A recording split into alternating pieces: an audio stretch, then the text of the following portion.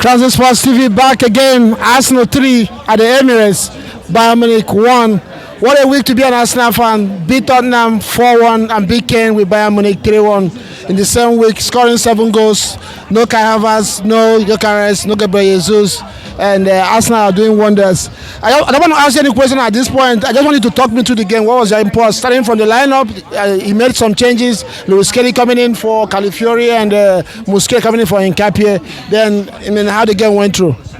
I think it's important to remember that Mikel's going to Mikel.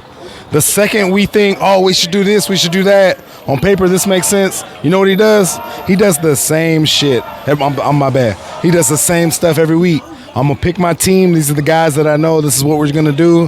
He asserts dominance, or he's going to assert dominance. And what I loved about this particular match, the first half, we're like, all right, cool. We're going to sit back. We'll absorb pressure. We'll see how you guys are going to play, see how they're going to do their shoehorn. They looked a lot like us in a lot of ways in the first half in possession.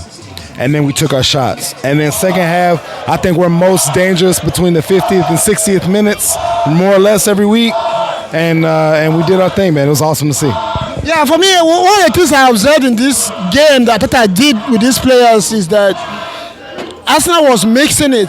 1 minute they are playing short passes, and the next minute they are going long. And I think that kind of unsettled Bayern. They didn't really know how to approach the game. And Arsenal created that chaos, especially the defender, like you said. The second half, they now came in and really camped Bayern in their half and got their goals.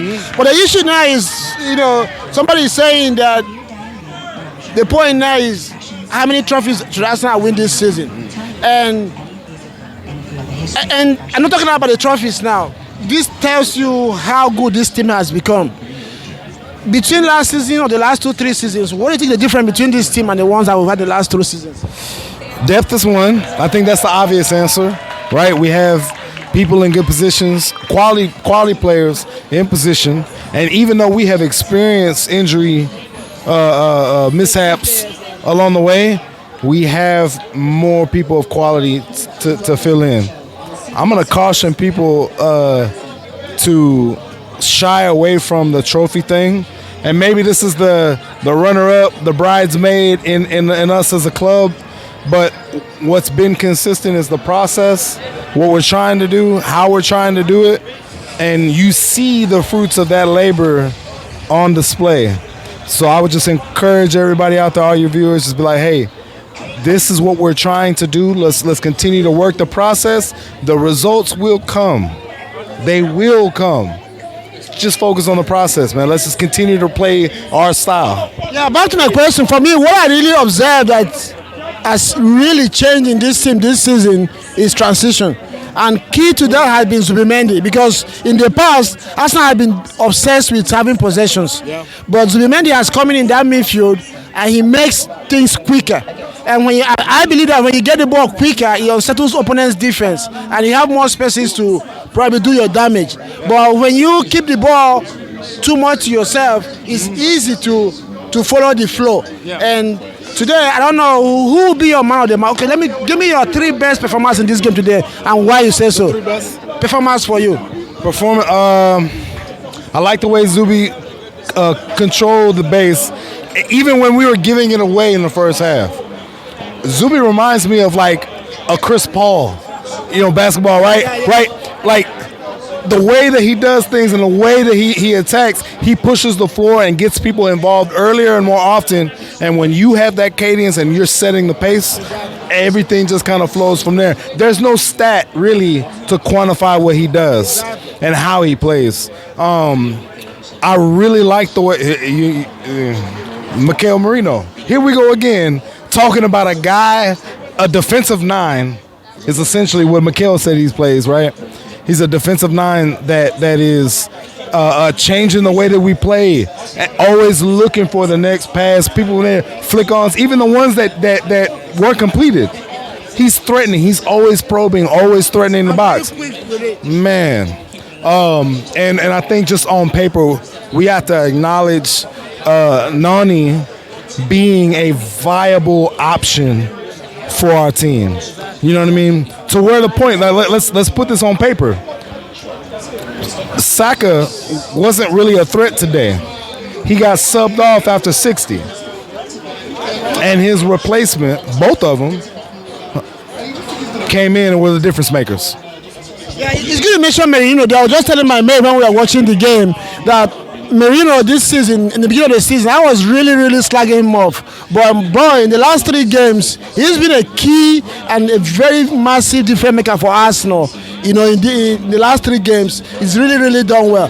But I'm going to give a shout out to William Saliba, because when we lost Gabriel Magalhaes, the talk was not just about his defending or his scoring goals for us, but his leadership at the back. Saliba has stepped in and he has really shown that yes, Gabriel Magalhaes is our leader, but I can do something while he's away. Yeah. And he really did that today. So those are my 2 top performers. And I'm going to also give a shout out to Calafiori the few minutes he came in. Because, not because MLS did anything did badly, but once Calafiori came in, he shot that side up right quick. And apart from that, when he came in, the commentator said something. He said he's going to come in with his own chaos.